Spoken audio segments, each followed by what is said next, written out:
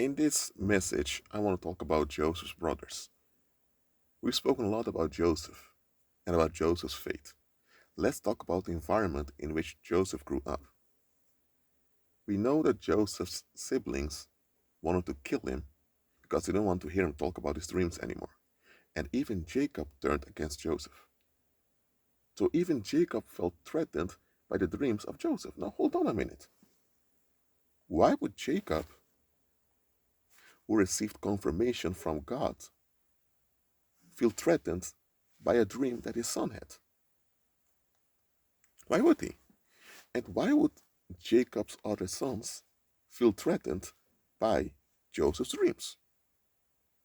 Let me tell you why. They were cowards. Now, Jacob had his hip broken by the Most High to prevent him from fleeing, because Jacob used to flee his whole life. He used to be a scam artist. When he insisted from the Most High that he wanted to be blessed, the Most High smited on him so that he couldn't flee anymore. But it took a while before Jacob was renewed in his mind. Jacob was called Israel instead of Jacob, but it took a while before he adapted the Israel mindset. Now look, the Most High made a promise to Abraham that he would be a father of many nations, and that through Abraham's descendants, the whole world will be blessed. And we know Abraham had Ishmael and Isaac. The promise would continue through Isaac, and Isaac had Jacob and Esau, and the promise continued via Jacob. So Jacob was the third generation through which the promise should manifest, and Jacob had many sons. So the sons of Jacob should have known that, hold on a minute, our great grandfather received this great promise from the Heavenly Father. That means that the many nations should come from us. So we are the ones who have to marry a lot of women, have a lot of sex, bring forth a lot of babies. We are the ones who should build the tribes. So that was their purpose, to bring forth the many nations that the Most High spoke about to the great grandfather Abraham. Now ask yourself the following: why were Jacob's sons not doing this? Why were they not expanding themselves? If the Most High said that through Abraham's descendants the whole world will be blessed, that means that the blessing and well-being of mankind relies on their effort, in the sense that it's God doing it, but they have their role that they need to play in it. So God would bless mankind through the descendants of Abraham. And the blessing went from Abraham to Isaac to Jacob. So Jacob's sons were the heir of this mission. So why were they not living out? Why were they not ambitious? If there were any group of young men that had to be ambitious, should have been Jacob's sons. Because they were the descendants of Abraham, through whom the blessing would pass to mankind. So they had a very privileged position spiritually. But why didn't they operate in it? So why were they not operating in it? Well, it's very simple. For them to operate in their calling would imply that they have to face the retaliation of the world around them. Because let's go back to the time of Jacob and his sons. Back then, you had the Canaanites that lived in the land of Canaan. So that was a big obstacle already, because you had the Canaanites already living in the land of Canaan, and the Most High intended to give the descendants of Abraham the land of Canaan. So that means that the current dwellers in Canaan would have to be removed. So that was a clash that was about to come. You had the Egyptians, who worshipped demons back then. You had the Hittites, you had the Babylonians, you had the ancient Chinese over there, you had the ancient Europeans also, and you also had some of the tribes that later moved to what they call the Western Hemisphere. So despite that mankind was low in population, maybe several million people only lived on the earth, there were enough people for there to be conflict, territorial conflicts. Remember, Isaac, that's the grandfather of Jacob's sons, he was chased away multiple times by the Canaanites. So, and Jacob was also in conflict with Esau for a long time, even though that was resolved eventually. So, the sons of Jacob realized if we operate in our calling, we would face a lot of retaliation from those around us. And if we do that, we have to be prepared to endure a lot of stuff. We're not going to just get a lot of women, have a lot of babies, enlarge our territory, build our own communities and our own economy, and not being challenged by those around us. First thing first, Abraham had two sons. Actually, he had more than two sons, but he had two primary sons before he had multiple sons through Keturah, another wife he took after Sarah died. So Abraham had two main sons. He had more sons, but it was the two main sons through whom many people came forth. The other sons of Abraham also brought forth several Arab tribes, but let's focus on Ishmael and Isaac. You had the Ishmaelites back then that developed their own trade, all right, in that area of the world. You had the other sons of Abraham through Keturah who also had their own economy in the desert over there. So if the sons of Jacob would want to develop their own economy, sooner or later they would face the rivalry of the Ishmaelites and also from those other Arab clans that came forth from Abraham.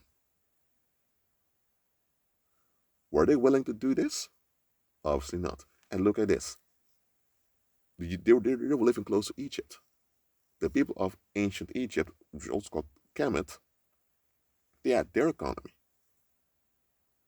So the sons of Jacob had no option of prospering at ease. They would face backlash sooner or later. So what they do? They eventually got wives and children, but they didn't really operate in their anointing. They remained at the father's house. That became the comfort zone. They didn't want to move forward. So Joseph's siblings did not want to move forward. Jacob himself also was stuck. So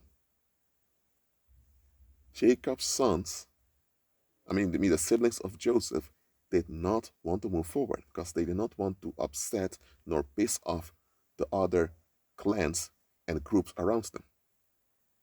And they had the right reason to be watchful because there was no such thing as human rights. Human rights always existed because we're human beings made in the image of the Heavenly Father. But back then, things like genocide or all of that happened regularly. So, what was going on was that Joseph grew up in an environment where his clan, that means his siblings and direct people around him, did not want to move forward because they were terrified. They did not trust God. Joseph did. So when Joseph was having all those dreams, he was talking with all those dreams, and Joseph was ambitious, it reflected back on them. And if even Joseph was just 17 years old, if even this teenager, which they considered just a kid, had more guts and more confidence than them, what does it say about them?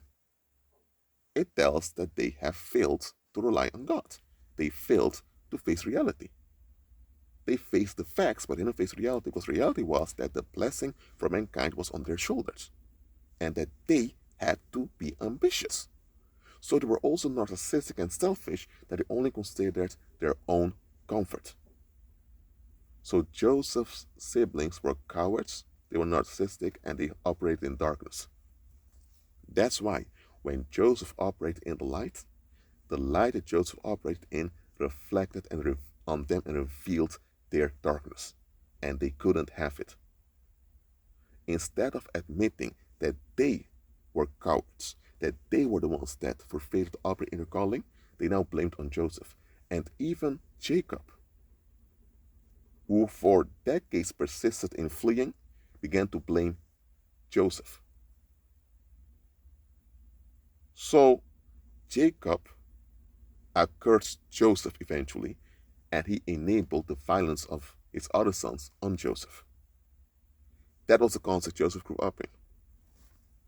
Now, not many preachers focus on those other sons of Jacob. Well, I just did.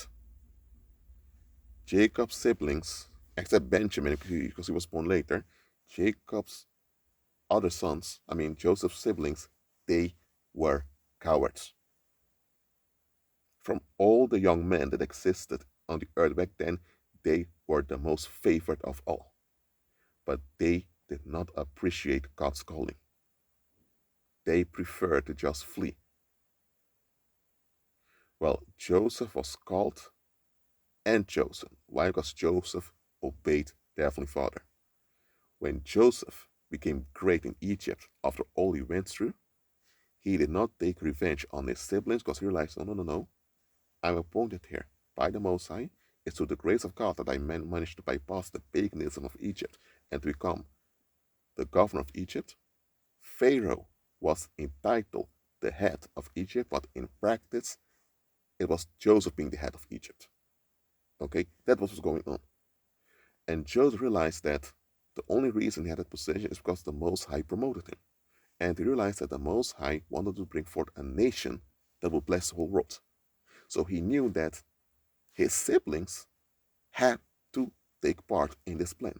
So Joseph, his allegiance was to the Heavenly Father, so he forgave his siblings, but he did not trust them until he noticed changed behavior for the better on their part. And the rest is history. As long as Joseph ruled, the Israelites prospered and they had many, many children, and the Israelites went from a clan to a nation consisting out of 13 tribes. So it was after Joseph, who was obedient, pushed them, that they complied with their calling. So the Most High used Joseph to force them in compliance. That's what the Most High did. Because they were not willing to comply, they just wanted to flee. So, that's why later in history, you don't read anywhere that the Israelites in the Old Testament honored the sons of Jacob. They honored Abraham, Isaac, and Jacob as the three patriarchs, but they did not honor those sons of Jacob who were their ancestors also. Why? Because they knew that those men, if it depended on them, they would have ruined God's plan. It was the Most High that persisted through Joseph to make them comply that the nation of Israel came into being. So the ancient Israelites were realistic about their history in that sense.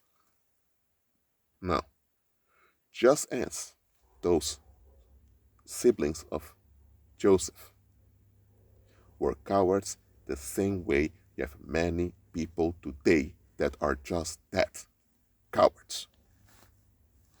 They don't want to face anything. And sometimes the things they're fleeing from aren't even dangerous things. The fact that you are a vulnerable creature as a human being is something you need to face. Because once you face your own inherent vulnerability, now you realize that you can't do everything by yourself. Now you realize that you can't rely on other people because other people are just as vulnerable as you are. So now you realize you need the Most High. So now you are free from false expectations and you can operate fully in God's power. So your human vulnerability is nothing to be ashamed of, and your human vulnerability is not your enemy. So a lot of folks are fleeing from stuff that aren't even worthy to flee from. Look, if you're dealing with abusive parents who are scapegoating you, I can understand that you want to flee from realizing that those people are really bad. At least on the short term, when you're growing up, I can understand you want to flee from it because when you're a child or you're in your early teens, it's very difficult to face this and you have no other place to go. But once you're in your 20s and 30s, you should face that those people are out of their mind. That's different. But you have people who who flee from stuff that don't even deserve any denial, but they exist. And here's the thing: Joseph, at 17 years old, as a teenager, he lacked proper discernment. Joseph cast his pearls before swine, and the swine almost devoured him. Yes, Jacob's sons were as swine towards their sibling Joseph. Okay? So understand this, believer. Some folks are just that, cowards. Don't look at what they're saying. Don't look at what they do just to flee. Look at the patterns of them. You can see systematically that they just want to avoid stuff. They don't want to deal with stuff. And sometimes people who are like that are the people who have the most opportunities. But it's not opportunities that they have that define them. What defines them is their attitude. And their attitude is they don't want to be bothered by anything or anyone. You don't bother me, I don't bother you. That's their attitude. It's a one-way traffic with them. Listen, recognize such people on time and don't cause the pearls before swine. Be at peace.